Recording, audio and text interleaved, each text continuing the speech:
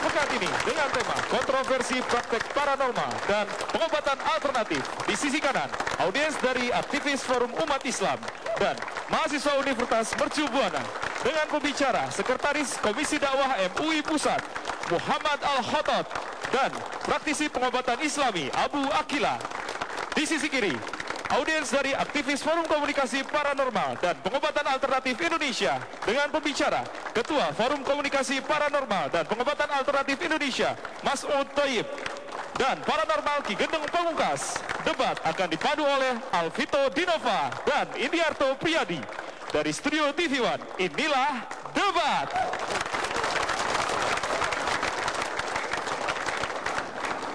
Bagi saya kasus Ponari itu memiliki dua dimensi. Pertama adalah kasus yang berhubungan dengan kesehatan, bagaimana pemerataan kesehatan belum merata. Yang kedua, ada persoalan bagaimana masyarakat Indonesia masih percaya pada persoalan yang di luar nalar, yang kita sebut sebagai kekuatan supranatural. Saya pikir harus dihargai ini. Apanya yang harus dihargai? Bahwa ada persoalan-persoalan ini, dan ini bisa menjadi semacam gambaran kita harus menyelesaikan persoalan, tidak hanya kemudian pada tataran yang formal. Tapi itu bukan masalah formal dan nggak formal kok. Itu masalahnya sesungguhnya Anda percaya pada hal-hal yang sesungguhnya juga tidak bisa diuji kebenarannya secara ilmiah. Kadang-kadang persoalan supranatural tidak bisa diuji masalahnya. Siapa yang ngomong nggak ilmiah? Kita lihat yang ini dulu.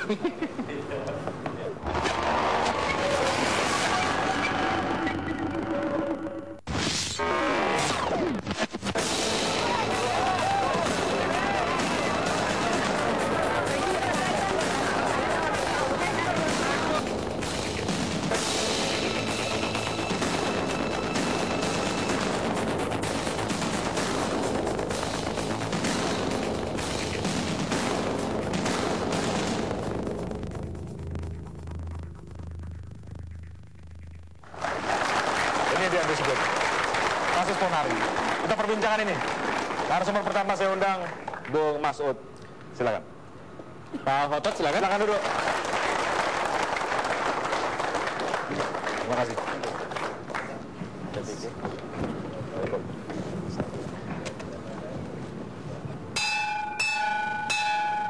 Tadi teman saya dibilang protes, saya diprotes karena tidak ilmiah. Memang ini tidak bisa dijelaskan secara ilmiah, bukan persoalan ini, dan harus diterima hanya dengan ya percaya, kan begitu. Menurut Anda seperti apa? Menurut saya, sesuai dengan judul, Ponari adalah satu fenomena. Fenomena ini adalah sesuatu yang tumbuh dan tiba-tiba terjadi sedemikian rupa. Persoalan yang timbul adalah, pertama, ini persoalan kesehatan, di mana orang berbondong-bondong datang dan ingin kesehatannya terjaga atau sehat. Akibat dari ini ada fenomena, dan ternyata itu juga mungkin bagi yang yakin bisa sembuh. Tapi ada bagi juga yang yakin. Ya, bagi yang yakin. Berarti kata kuncinya harus yakin. Harus yakin. Tidak ada hubungannya sama kekuatan gaib dong berarti. Kalau saya bisa membuat orang yakin, orang itu bisa sembuh. Mungkin bisa begitu diterjemahkannya? Menurut saya, gaib itu punya wilayahnya sendiri. Jadi untuk kasus Ponari itu adalah kasus yang realistis, kasus yang biasa terjadi, di mana kenyataan yang ada sekarang, pelayanan kesehatan kan tidak sepenuhnya bisa dilayani. Padahal kesehatan adalah bagian dari kesejahteraan juga. Sebetulnya menurut saya persoalannya adalah bisa demikian. Pada saat itu terjadi, pemerintah itu segera membawa dokter sebanyak-banyaknya, bidan sebanyak-banyaknya, dan juga ahli-ahli kesehatan sebanyak-banyaknya ke tempat itu. Tapi khusus untuk Ponari sendiri tidak boleh dimatikan, langsung dimatikan, dan dia tidak bisa berkiprah untuk menunjukkan bahwa dia mampu menyembuhkan kalau orang percaya. Tidak, menurut saya dia adalah korban, kasihan. Karena sesungguhnya dia adalah sesuatu yang dia tidak kehendaki juga. Tiba-tiba kenapa terjadi seperti itu? Tapi Anda meyakini nggak bahwa Ponari sesungguhnya bisa menyembuhkan? Saya belum pernah ke sana. Saya akan bicara lebih realistis begini. Kebetulan saya adalah Ketua Umum Forum Komunikasi Paranormal dan Penyembuh Alternatif Indonesia. Di sini ada satu kaidah-kaidah yang harus kita yakini, bahwa ada penyembuhan yang bersifat ilahiyah, dan itu ada merupakan kelompok besar. Tidak hanya di Indonesia, di dunia ini ada kelompok besar penyembuhan ilahiyah. Hanya Tuhan yang bisa menyembuhkan. Yang kedua, apabila ada sesuatu, apakah itu misalnya obat, nyatanya orang percaya suatu saat kanker dengan satu pil saja yang dibuat oleh orang Jerman, dia bisa sembuh. dokter mengatakan ini ilmiah. Sebaliknya, ada sesuatu yang bias di sini sebetulnya, karena peran mass media juga. Satu contoh kenapa tiba-tiba dia diberi satu semacam gelar ya, Gundala Putra Petir. Sementara kita tahu Gundala sendiri itu sebenarnya kan hanya komik, ya. Godam itu hanya komik. Jadi sesungguhnya ini juga menjadi bias, sehingga Ponari menjadi sangat luar biasa. Tapi bahwa kegiatan praktek paranormal untuk menyembuhkan itu diyakini menjadi alternatif pengobatan dan ampuh mujarab bagi kelompok ilahiyah, betul. Saya ingin terangkan begini, bahwa sesungguhnya di dalam penyembuhan alternatif itu dari zaman Nabi sampai hari ini. Pertama ada yang namanya herbal. Sebentar Pak, saya potong di situ nanti Bapak bisa lanjutkan. Anda percaya bahwa kelompok paranormal ini termasuk kelompok yang bisa menyembuhkan dalam konteks ilahiyah? Termasuk begitu ya. Kita serahkan ke Pak Khotot dulu. Begitu? Pertama yang harus diyakinkan di dalam masyarakat kita adalah bahwa hanya Allah yang menyembuhkan, ya. Jadi orang Islam diajarkan selalu berdoa, Allahumma adhibil ba's ishfi anta syafi la shifaa illa shifauka shifaan la yughadiru saqama. Ya Allah, hilangkanlah penyakit ini. Engkaulah sembuhkanlah, engkaulah yang maha penyembuh dan tidak ada kesembuhan kecuali kesembuhanmu. Nah, ini harus menjadi sebuah keyakinan, sebab kalau ada keyakinan bahwa sang penyembuh itu adalah selain Allah, disitulah kemusyrikannya, begitu. Penggunaan perantara di situ letaknya gimana untuk penyembuhan ilahiyah? Begini, itu kaitannya dengan masalah hukum berobat atau masalah obat. Nah, ini Nabi telah menjelaskan bahwa Allah itu selain menurunkan penyakit juga menurunkan obatnya. Baik obat itu diketahui atau tidak diketahui. Nah, hanya saja di sini yang harus kita jaga sekali lagi adalah jangan sampai orang menjadi musyrik karena salah paham bahwa yang menyembuhkan adalah obat itu. Termasuk dalam hal ini ke dokter modern pun, kalau kita yakin bahwa yang menyembuhkan itu adalah dokter atau sinar laser atau apapun, itu adalah jatuh kepada kemusyrikan. Nah, kalau Anda membaca Ponari itu seperti apa? Nah, di dalam masalah Ponari ini, saya melihat nuansa mengarah kemusyrikan sudah mulai ada.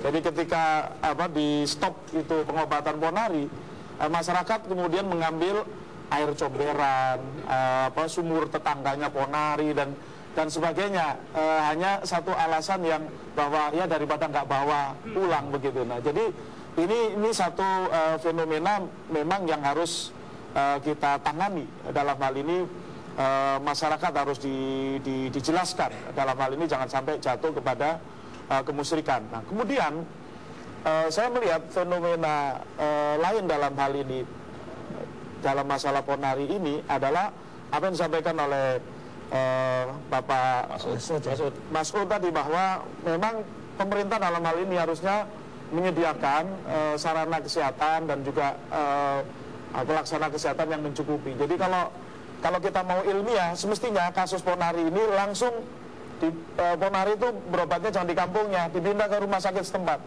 sehingga pasiennya itu bisa dikontrol. Istilahnya ada alat kontrolnya, yaitu pemeriksaan oleh dokter dengan alat-alat. Bentar, saya ke Pak Masud dulu. Tadi Pak Khotot mengatakan bahwa sudah mengarah kepada musyrik Ponari ini, fenomena Ponari. Anda setuju dengan itu?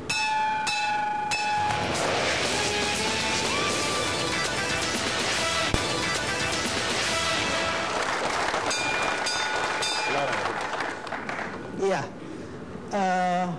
saya ingin memberikan satu ilustrasi yang sederhana bahwa suatu saat ada benda, apakah itu obat, kemudian diyakini dia bisa membuat dia sehat. Sesungguhnya dengan dia sehat itu bukan berarti lalu dia tidak percaya pada Tuhan. Persoalannya yang menurut saya sekarang adalah kan bendanya ini. Karena ini bendanya, menurut saya benda ini harus kita bawa ke laboratorium. Sekarang ini kan dunia sudah sangat modern. Kenapa masalahnya menjadi sangat berlarut? Saya pernah ingat ada Profesor Sartono yang waktu memberikan kepada saya satu batu yang jatuh dari planet. Dia mengatakan ini meteor semacam itu, bahwa ini di dalamnya mengandung segala macam obat. Kemungkinan bisa diselidiki hal-hal seperti ini. Sehingga menurut saya bukan persoalan itu. Persoalan adalah bendanya itu sendiri. Jadi kalau penggunaan kata musyrik di situ menurut Anda seharusnya disingkirkan dulu. Itu penafsiran. Kenapa kita mesti ribut tentang itu? Karena yang penting adalah bagaimana kesehatan ini tetap berjalan, masyarakat bisa mendapat alat penyembuhan, dan kalau itu juga bisa dengan alternatif, apa salahnya? Kalau bisa membantu orang kenapa? Iya, apa salahnya? Gitu ya? Dalam pandangan Islam nggak demikian. Ya. Jadi dalam pandangan Islam, masalah tauhid itu lebih penting daripada hidup. Ya. Jadi artinya begini, orang menjadi sehat kemudian berubah jadi musyrik itu cilaka. Lebih baik justru dia bersabar sampai mati, itu lebih baik dalam pandangan Islam. Sebab di dalam sebuah hadis Nabi menyatakan, Nabi menghadapi seorang wanita yang pada waktu itu dia kena penyakit semacam penyakit ayam gitu. Kalau dia kumat, itu auratnya terbuka. Nah lalu dia lapor kepada Nabi, wahai Nabi, saya ini kena penyakit ini, di mana aurat saya itu suka terbuka kalau lagi kumat begitu. Nah lalu doakan Nabi supaya aku sembuh. Nah kita ketahui kalau Nabi Muhammad yang berdoa itu udah pasti sembuh. Nah, tetapi Rasulullah menyatakan kalau Anda mau, maka Anda bisa sabar dan Anda akan mendapatkan surga dengan kesabaran Anda itu. Tapi jika Anda ingin sembuh, ya saya bisa mendoakan sampai Allah menyembuhkan Anda. Nah lalu akhirnya wanita itu menyatakan, kalau gitu saya lebih baik sabar aja wahai Nabi supaya dapat surga, tapi mohon didoakan kalau saya lagi kambuh, kumat, itu nggak sampai terbuka auratnya. Nah dari sinilah para ulama mengambil hukum bahwa berobat itu sebenarnya nggak wajib, tetapi sunnah. Nah sabar itu justru yang wajib. Artinya kalau orang berobat itu mencari kesembuhan dari Allah Subhanahu wa Ta'ala, sehingga dalam hal ini jangan sampai jatuh kepada kemusyrikan. Sabar menerima penyakit itu sampai wafat dan yakin bahwa ini adalah ujian dari Allah, itu pahalanya lebih besar daripada berobat. Bagaimana dengan usaha untuk mendapatkan kesembuhan karena ada urgensi, misalkan anak-anak yang masih kecil, ada orang yang membutuhkan pertolongan kita kalau kita sakit, maka mereka menjadi terlantar dan sebagainya. Sehingga ada usaha untuk pakai cara-cara seperti cara-cara ke ponari. Ya, Nabi pernah didatangi seseorang. Orang itu membawa khomer, ya minuman keras untuk berobat. Nah, lalu Nabi melarang, jangan dipakai itu. Lalu orang itu mengatakan, di sini ada obat wahai Nabi, di dalam khomer ini ada obatnya gitu. Nah lalu Nabi nyatakan tidak, dia itu justru sebenarnya merupakan penyakit. Nah jadi dalam hal ini Islam mengajarkan bahwa kita tidak boleh sembarangan berobat. Dan juga yang paling penting dalam hal ini, bahwa ketika kita berobat itu jangan sampai berubah keyakinan kita. Apapun bentuk pengobatannya, itu jangan sampai berubah keyakinan kita menjadi musyrik. Itu sangat penting. Termasuk paranormal dan pengobatan alternatif.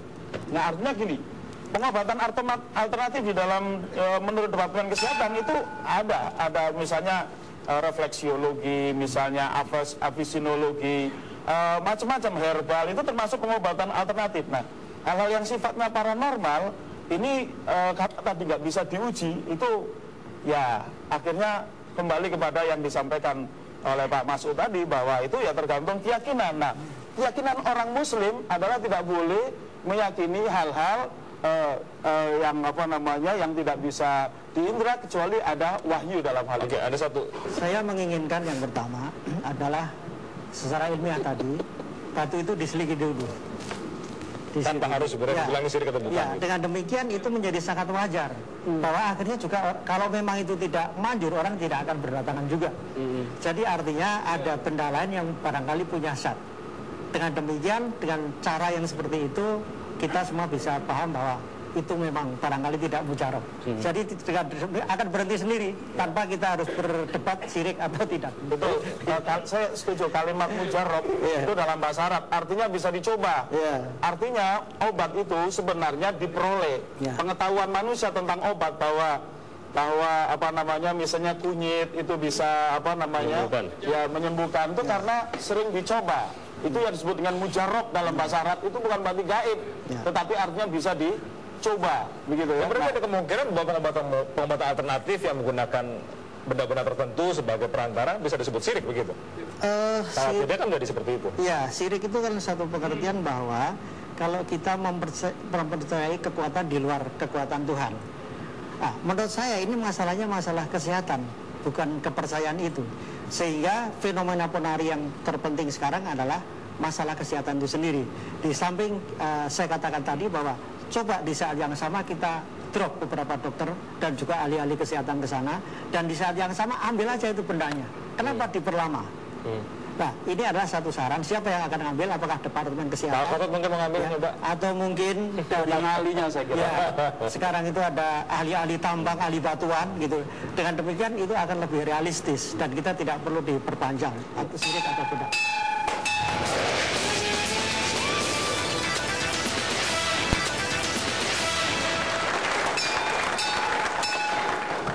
Ada yang mau interupsi tadi? Silakan yang pertama dulu. Silakan Pak. Ketika kita berbicara tentang fenomena ponar, mungkin ada sesuatu yang berada di balik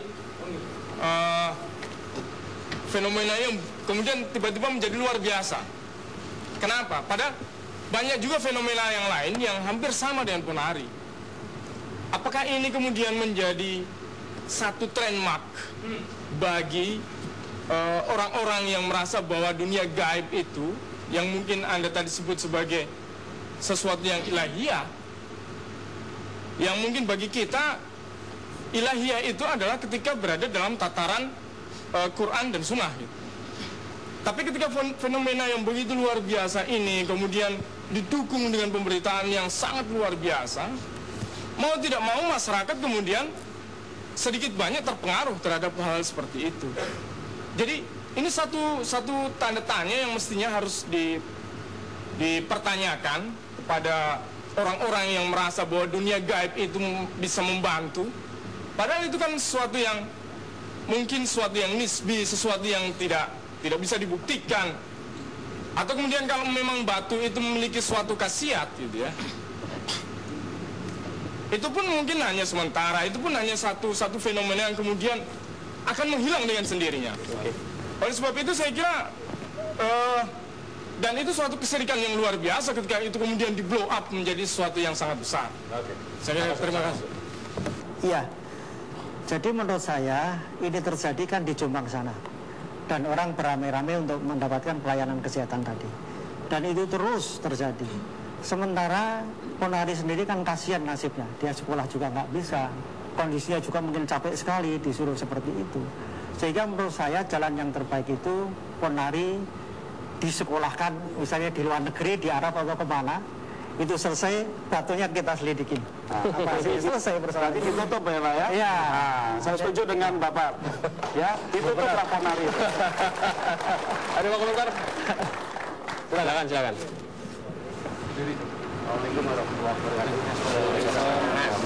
Fenomena ponari. Perkenalkan, saya asli Jombang, Jawa Timur, tetangganya ponari.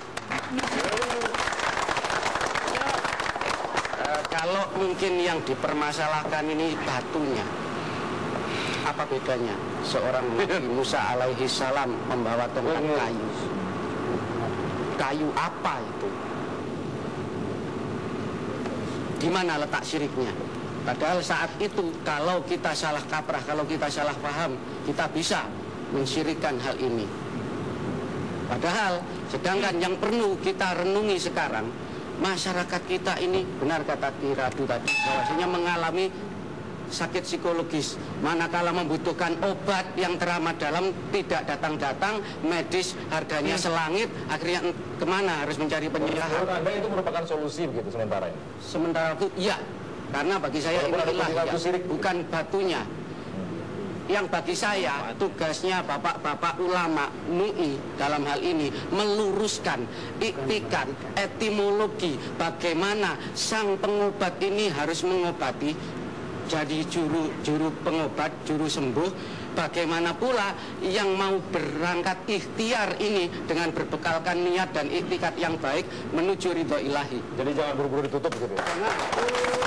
Jangan buru-buru ditutup gitu Kak. Silakan. Saya ulang ya.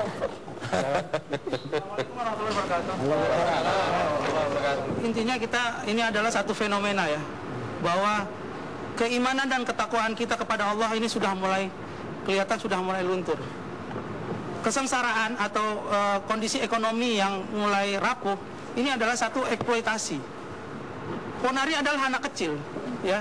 yang belum bisa mengenyam pendidikan yang tinggi, yang mengena masalah kesehatan.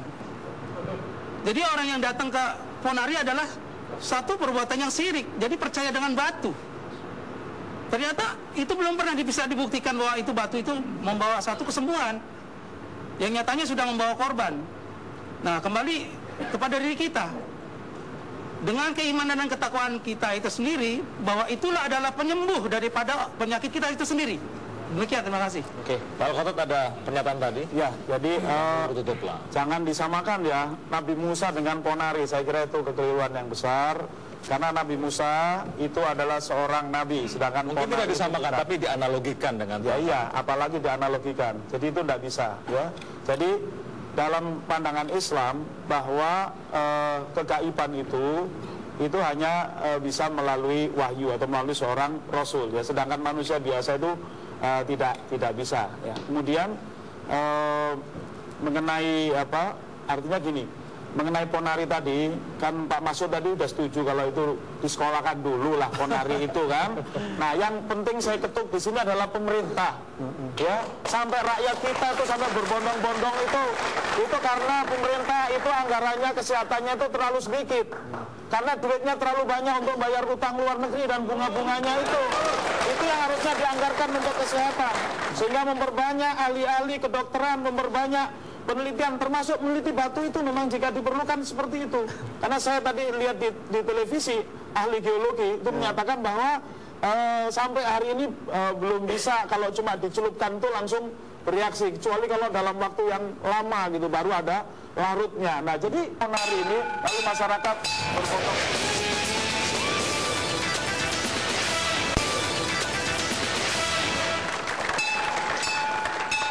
Kita hampir sampai di penghujung, kami berikan kesempatan untuk Pak Masud untuk memberikan pernyataan terakhir. Ya, jadi saya juga berharap dengan adanya fenomena ponari ini jangan menyudutkan penyembuhan alternatif. Saya berpikir penyembuhan alternatif di Indonesia adalah penyembuhan alternatif yang harus dikembangkan, terutama arah herbal misalnya, demikian kuat. Dan juga banyak penyembuhan-penyembuhan yang ilahiyah yang juga dari Indonesia ini berkembang sangat banyak. Dan bahkan doa-doa yang baik itu adalah satu penyembuhan yang ilahiyah. Saya berpikir bahwa kalau di Indonesia ini kita bisa memanfaatkan penyembuhan alternatif dengan baik, maka seperti di Cina kita bisa berkembang dengan besar. Dan tentunya setiap fenomena itu, penyembuhan apapun harus kita selidiki dan akhirnya ada satu kesimpulan dan dia akan menjadi ilmu pengetahuan yang akan bermanfaat bagi manusia. Dan di Indonesia hal ini sudah kita tempuh melalui FKPPI. Kita akan bekerja sama dengan Republik Rakyat Cina untuk membuat satu penyembuhan alternatif dari herbal. Yang kedua, kita juga akan mencoba berdiskusi dengan 17 negara yang ada di dunia ini, termasuk Amerika, Arabia juga, India, dan negara-negara besar yang lain, di mana penyembuhan alternatif ini sudah ada satu kelompok yang namanya Saman International Healing, dan ini pertemuannya setiap tahun ada di Jerman. Dan Saman itu terjemahan Indonesia nya dukun nih? Bukan, sebenarnya penyembuhan yang bersifat keilahian juga.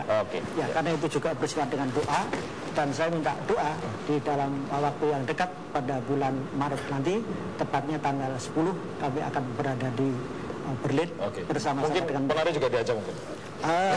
Kalau memang itu dianggap baik, saya rasa kita bawa saja. Pak Masud. Silakan, silakan.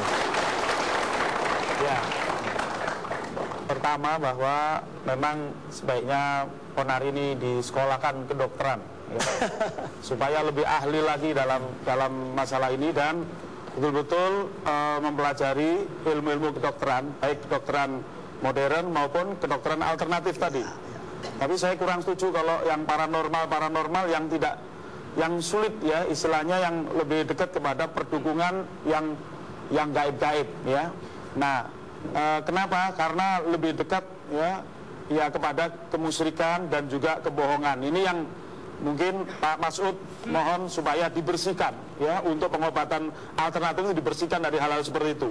Adapun mengenai doa, mengenai sepanjang kepada Allah Subhanahu wa taala, kemudian penggunaan obat-obatan maupun teknik-teknik yang istilahnya yang non konvensional, tetapi itu memang merupakan bentuk pengobatan, hanya tidak kita kenal, seperti bekam misalnya, itu kan sekarang mulai diperkenalkan yang sudah lama barangkali tidak didengar atau tidak dikenal oleh kedokteran modern. Nah, saya kira para dokter pun perlu mempelajari teknik bekam ini karena Nabi menyatakan bahwa al-hijama amsalu tadawaitun.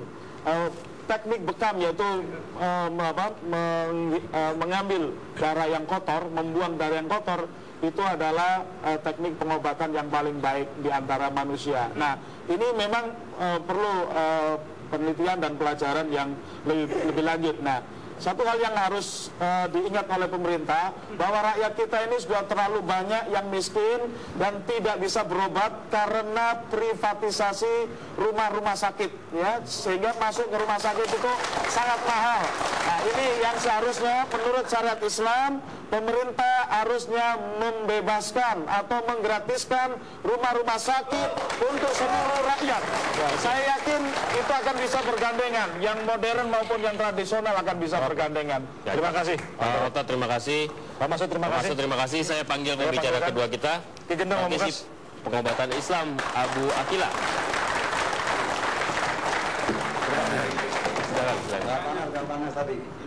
Ini topi sengaja. Beliau sengaja topinya tidak mau dilepas karena mungkin ilmunya di sini kali ya. Ngomong-ngomong, Ponari ini bisa nggak dijadikan murid? Ponari itu fenomena grand skenario Jakarta. Jadi saya pikir Ponari itu sebuah cerita pendek menjelang Pilpres. Ini nggak ada hubungannya dengan paranormal? Nggak ada. Jadi kalau ada beberapa pihak atau paranormal yang bilang Ponari paranormal, sakti dengan batunya, ikut menjadi sontoloyo seperti para pengelola parpol dan negara. Waduh. Tapi dengan demikian, kemampuan paranormal itu dipertanyakan sebenarnya. Karena orang banyak percaya Ponari adalah paranormal, punya kemampuan supranatural. Masuk Anda jangan-jangan dipertanyakan. Jangan Anda juga sontoloyo. Saya termasuk paranormal yang kebetulan saya bersyukur nggak buka iklan. Jadi saya tidak ada di sana. Dari mulut ke mulut gitu ya. Jadi saya sejak tahun 87 sudah memang pada tempat-tempat tertentu. Dan saya memberikannya ilmiah saja. Karena memang paranormal, saya setuju kalau paranormal yang sekarang ada banyak di iklan ini adalah seorang pesulap. Karena memang menggunakan metode sulap. Nah, saya tidak demikian, karena saya sudah ada di koridor televisi kinetics. Jadi lebih kepada cenderung kemampuan orang itu berbuat salah atau benar. Anda bisa dibilang ini nggak ada urusannya sama jin? Nggak ada. Saya adalah orang yang tidak percaya adanya jin, setan, tuyul, dedemit, penampakan dan sebagainya. Karena saya kebetulan bertempat tinggal di sebuah kuburan rumah saya. Jadi enak-enak aja. Walaupun kadang-kadang ada fenomena aneh ya. Gelas jalan sendiri, tiba-tiba kompor nyala sendiri. Ya, cucu anak saya biasa-biasa aja. Kompor nyala sendiri karena ada gasnya. Coba nggak ada gasnya, nggak nyala. Mbak Abu, ini banyak orang melihat fenomena, mungkin banyak orang percaya ya bahwa ada kekuatan tertentu yang mempengaruhi kehidupannya, termasuk pada kasus ini Ponari. Kalau beliau tidak percaya, bagaimana Anda melihat banyak orang yang percaya justru dengan situasi seperti itu? Iya, makhluk gaib itu ada, dan alam gaib itu ada dari Allah yang maha gaib, kemudian malaikat-malaikatnya, kemudian diantaranya alam jin, kemudian alam ruh, kemudian ada takdir, nasib, sampai kemudian kuburan, sampai kemudian hari berbangkit, sampai akhirnya nanti akhirat. Itu ada. Nah, fenomena intervensi alam gaib terhadap kehidupan manusia itu bisa terjadi negatif atau positif. Kalau itu yang intervensi adalah malaikat, maka dia akan turun kepada para nabi, lalu kemudian memberikan mukjizat. Maka saya tidak sependapat kalau misalnya ada yang mengatakan bahwasannya batunya Ponari adalah mukjizat. Ponari itu siapa? Nabi bukan, masih anak kecil, dan fenomena anak kecil diperdaya setan itu sudah dari zaman Nabi. Suatu ketika Nabi berjalan dengan para sahabat, termasuk diantara adalah Umar Ibnul Khattab. Pada saat itu, lalu ketika berjalan, terlihatlah anak-anak sedang bermain. Nah, ketika dilihatlah di situ para sahabat dan Nabi berjalan, maka anak-anak ini berlarian untuk menemui Nabi. lalu kemudian mengucapkan salam. Ada satu anak yang duduk aja, kurang lebih umurnya ada 7-8 tahun dalam riwayat itu. Nah, kemudian dia duduk lalu didatangi oleh Rasulullah, "Wahai Kisana, kenapa kamu tidak berdiri menyambut saya? Apakah kamu tidak mengakui bahwa saya adalah Rasulullah?" Maka anak ini mengatakan, "Saya tidak percaya kalau kamu adalah Rasulullah." Dan anak itu bernama Ibnu Sayyad. Maka kemudian Rasulullah menyampaikan kepada Umar, karena Umar waktu itu sudah menghunus pedang. Jadi Umar itu tipenya temperamental, tapi benar ya. Sudah menghunus pedang dan hampir dipenggal nih leher anak ini. Lalu ditahan oleh Rasulullah, "Jangan wahai Umar. Kalau engkau nanti masih menemui anak ini mengaku sebagai nabi, berarti dia adalah Dajjal." Seperti itu Nabi mengatakan kepada Umar. Nah, kemudian pada saat itu dia besar, lalu kemudian dia menjadi anak yang soleh, anak yang taat ini, Ibnu Sayyad ini. Taat sekali ibadahnya, bahkan kemudian diangkatlah oleh kedua orang tuanya dan orang di sekitarnya sebagai nabi. Nah, pada usia sekitar 17 tahun, maka kemudian Ibnu Sayyad ini mengaku sebagai nabi dan terdengar oleh Khalifah Umar Ibnul Khattab. Lalu kemudian dikirimlah pasukan ke sana untuk mengetahui apakah betul Ibnu Sayyad mengaku nabi. Betul. Dan Ibnu Sayyad juga sudah punya pasukan, sehingga terjadi peperangan pada saat itu, sampai akhirnya pasukan Ibnu Sayyad ini terdesak, sampai terakhir yang bisa menggal lehernya Ibnu Sayyad adalah Umar bin Khattab. Karena apa? Dia ditusuk pedang oleh sahabat lain, itu dia mempan. Dan dia ahli pengobatan pada saat itu.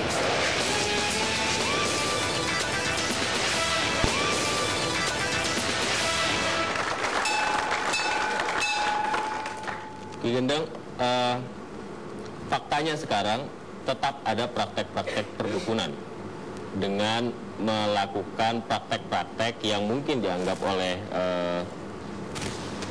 kelompok yang saya wakili syirik, dan fenomena itu tetap ada. Kita bicara lepas dari ponari, karena Anda nggak percaya kan ponari kan? Nah, bagaimana Anda melihat itu? Kalau Anda katakan bahwa saya nggak main jin, saya murni ilmiah dan lain sebagainya. Sementara Anda tukang santet gitu. Saya gini ya, saya tegaskan bahwa saya tidak masuk kepada kelompok-kelompok paranormal yang ada di Republik ini. Saya terpisah dari mereka sendiri dan saya berdiri sendiri apapun. Karena saya punya satu prinsip bahwa saya bukan pesulap yang berbaju paranormal. Itu satu. Karena saya juga mendoktrin istri dan anak saya, cucu saya untuk menjadi yang paling terbaik sebagai seorang Islam. Karena saya juga cinta kasih pada istri dan anak-anak saya. Ya. Jadi saya tidak membuat praktek. Saya adalah orang yang dipanggil pada satu kebutuhan penting. Dan saya tidak mengajarkan orang itu untuk memuja setan, jin, atau saya tidak memberikan keris, tidak. Saya hanya datang pada Bapak, kenapa saya sakit gitu. Menurut informasi saya kena santet. Sudah, Bapak besok sembuh. Saya pulang dan bisa sembuh orang itu. Gimana caranya Anda menyembuhkan? Mungkin sugesti bahwa saya seorang Ki Gendeng Pamungkas. Lebih dari itu tidak ada. Saya manusia biasa yang tidak pakai ritual tertentu. Pada hal-hal tertentu di mana untuk sebuah fenomena saya melakukan ritual. Seperti ketika Gus datang, itu sebuah fenomena dan sebuah pesanan Jakarta. Jadi saya pikir, jadi yang perlu kita cermati adalah ini adalah tonjokan kena jidat para pengelola negara dan partai politik. Kita juga tidak politik ini larinya. Loh, ini soalnya ini grand skenario. Kita nggak bisa nyalakan ponari paranormal ada di mana-mana. Ini kita juga nggak bisa menuding kelompok-kelompok agama tertentu menuding, hei kamu syirik masuk neraka. Nggak demikian. Dan paranormal juga nggak boleh merasa hebat sudah buka iklan lantas gue paranormal hebat. Tidak demikian. Kita semua punya yang halid. Ada paranormal yang mau ngomong? Bapak silakan ngomong.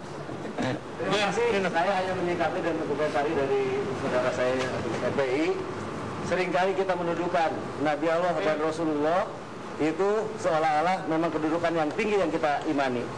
Tetapi kalau kita buka di dalam ayat Al-Quran, Nabi Allah Sulaiman alaihissalam untuk mengimankan seorang Ratu Bilqis yang ada di negara Sabah atau Yaman sekarang, istananya dipindahkan ke Syam, memerlukan pertolongan seorang prajurit yang bernama Asib bin Barqiyah. Dalam surat ke-27 ayat 40 dijelaskan. Dan berdirilah orang yang mempunyai ilmu dari Alkitab, hanya dengan sekedipan mata orang biasa itu bisa memindahkan kerajaan istana Ratu Bilqis dari Sabah ke Syam. Berarti kedudukan ilahiyah yang disandang oleh orang biasa itu pun bisa. Ini Al-Quran menceritakan kepada Artinya kita. ponari juga bisa melakukan hal yang sama sesungguhnya. Saya tidak menghubungkan ponari, menghubungkan hal yang gaib terhadap seseorang yang menjaga lisannya, matanya, kupingnya, perilakunya bisa mencapai kedudukan karomah seperti itu. Ada tanggapan? Silakan Mas dari Jombang. Jombang mana? Diwa atau mana? Ya, dari Jombangnya, Budo, sampingnya. Ya. Ustaz, saya ingat dengan sebuah kata mutiara. Khairun nas. Ya. Bahwasanya seseorang dinamakan manusia, ya. Sebaik-baiknya manusia itu yang bisa memberikan manfaat bagi sekeliling. Saat ini kenapa bukan menjadi satu fenomena yang sekaligus ini membuka kacamata kita semua, wujud syukur kita bahwasanya ternyata di tengah polemik saat semua komponen negara ini belum bisa melakukan tugasnya dengan baik, medis juga masih mahal, ulamanya juga belum tegas dalam mengatur ini semua. Ternyata datang sebuah sentilan dari alam, wali afdal kalau menurut saya. Kenapa tidak kita syukuri sebagai bagian dari rahmah azas manfaat? Di Jombang sendiri sekarang pasien itu lebih dari 6.000. Bayangkan seharinya kalau Aqua pedagang asongan itu dari yang 1.000 perak jadi 2.000. Rizki yang melimpah dari Allah Subhanahu wa Ta'ala gara-gara fenomena ponari. Jadi ini tambah ngetop. Ini Bang.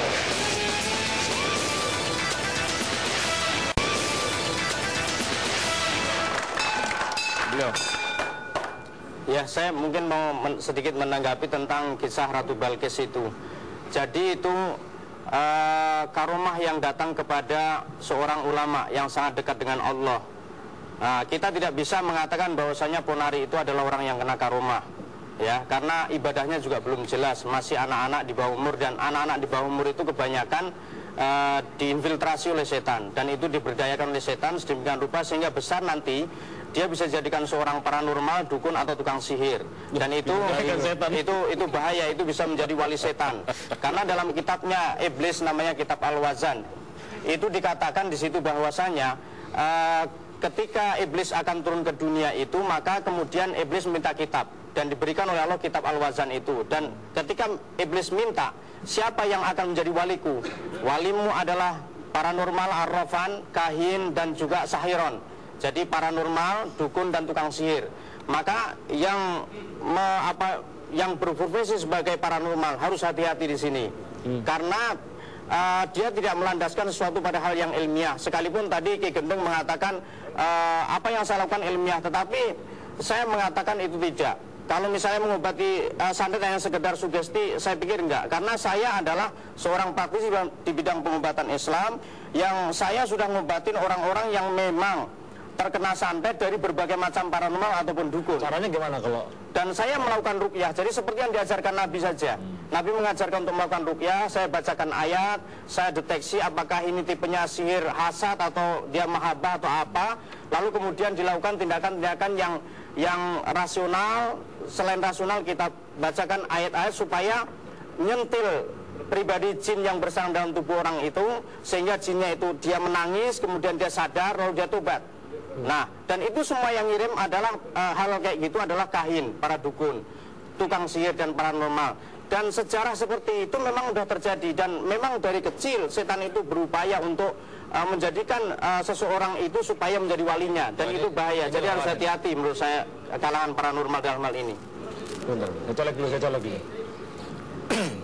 Gini, Man, saya tidak saya apa yang sampean sampaikan ya, masalah pengobatan santet, saya satu aja saya tanya sama sampean, santet yang diobati kayak apa, Mas?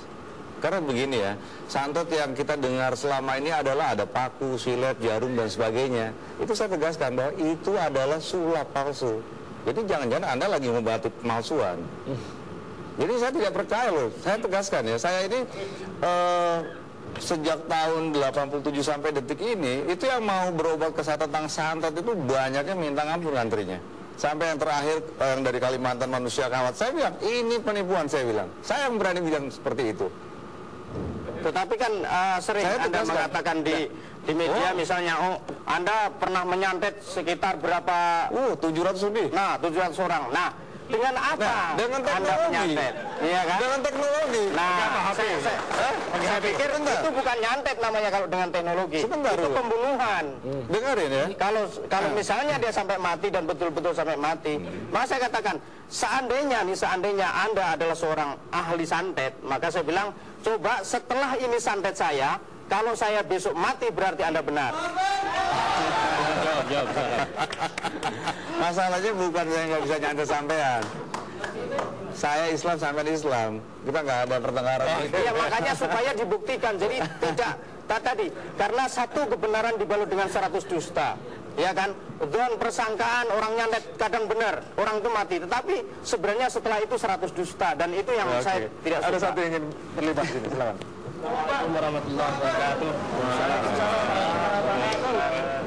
Saya mau menyanggah dua-duanya, Bang sama Ustadz Abu Akilah. Saya sangat tidak setuju kalau paranormal itu disebut sebagai orang yang syirik. Karena paranormal di sini adalah sebagai arti letternya, itu adalah orang yang mulai kelebihan. Kalau Rasulullah memberikan satu gambaran bahwasanya banyak ayat-ayat Al-Quran yang juga punya kelebihan dan kita gunakan, maka kita jadi punya kelebihan atas izin Allah. Apakah itu juga disebut syirik lagi? Rasulullah juga pernah memberikan satu gambaran di hadis Sahih Muslim juz 4 Bukhari ya, juz 4 halaman 21, bahwasanya setiap benda itu Rasulullah di situ mencontohkan sebagian kecil dari benda yang memiliki khasiat, yaitu disebutkan bahwasanya barang siapa yang makan buah kurma pada pagi hari, maka hari itu juga si orang yang makan tadi makan kurma yang saya maksud adalah kurma Madinah, itu tidak akan terkena sihir maupun terkena gangguan setan. Ini adalah hadis yang sangat sahih dan memang itu benar. Saya juga membawa bukunya, di sini banyak sekali. Jangan menyalahkan pemburu hantu kalau ada penampakan. Tapi itu penipuan. Pemburu hantu adalah penipuan. Saya di sini bawa dalilnya semuanya. Jadi istilahnya kalau saya mau tanggapi langsung, karena waktu sudah mepet. Waktunya sudah habis, jadi ini sekali. Ini kalau makanya satu, gini, kalau untuk paranormal tadi disebutkan menjadi satu satu yang syirik, Imam Ghazali paranormal, Imam Abu Muhammad bin Hambal paranormal, kitab Ushul Ma'arif maupun Ushul Iman, dia di mana? Terima kasih. Ini dengan teori-teori yang supernatural. Oke. Terima kasih. Terima kasih. Waktunya sudah habis. Tidak ada kesempatan untuk berpanjang-panjang lagi. Saya berikan terlebih dahulu kepada Ustaz Abu Akilah untuk menyampaikan pernyataan terakhir. Ya. Qala Rasulullah sallallahu alaihi wasallam, man ata arrafan aw sahiran aw kahinan fasaddaqahu bima yaqul faqad kafara bima unzila ala Muhammadin sallallahu alaihi wasallam. Barang siapa datang ke paranormal, tukang sihir, ke dukun, kemudian meyakini dengan apa yang mereka katakan, sesungguhnya dia telah kufur dengan apa yang diturunkan Allah kepada Nabi Muhammad sallallahu alaihi wasallam. Maka hati-hati menjadi paranormal, hati-hati merasa punya kelebihan. Karena hakikatnya ketika seseorang dia bukan nabi, lalu dia bukan orang yang soleh, dia merasa punya kelebihan, maka itu kelebihan datangnya dari setan. Itu yang disebut dengan istidrat, kelebihan yang bisa dipamerkan. Seperti kasus batu yang ditaruh di dalam air kemudian menimbulkan sugesti, itu kelebihan yang berangsur-angsur. Beda dengan karomah. Kalau orang soleh dapat karomah, itu hanya sekali.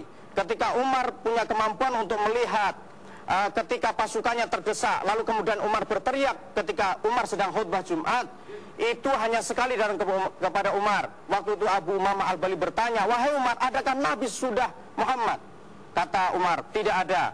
Terus apa yang kamu lakukan tadi?